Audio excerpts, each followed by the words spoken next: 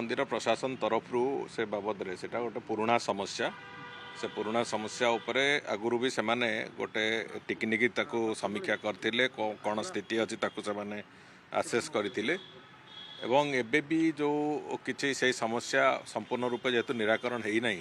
मंदिर प्रशासन तरफ से बाबद पुणी एसआई को गोटे चिठी लिखाई मुख्य प्रशासक लिखिंट जे बाबद आउ थे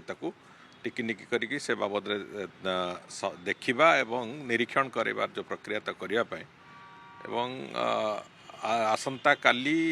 से बाबद से माने कौन कौन पदक्षेप नहीं से बाबद भी आम जो सुपरिटेडिंग आर्कोलॉजिस्ट सहित और अन्य सहित से बाबद चर्चा आलोचना हम दरकार पड़े एसआई दिल्ली रे सीनियर ऑफिसर मान सहित भी से बाबद चर्चा आलोचना हम मेघनाथ पाचेरी रे जोड़ी जोड़े क्राक थिला से माने आइडेंटिफाई करी गुड़े मरामती कर तथापि जदि कोटी कोटी समस्या अच्छी से थे निरीक्षण कर सारा रिपोर्ट आसला निश्चित भाव में संपूर्ण रूपे जमी तार मरामती करा एसआई तरफ से कथा भी राज्य सरकार से बाबद दृष्टि रखिए। स्थायी समाधान निर्देश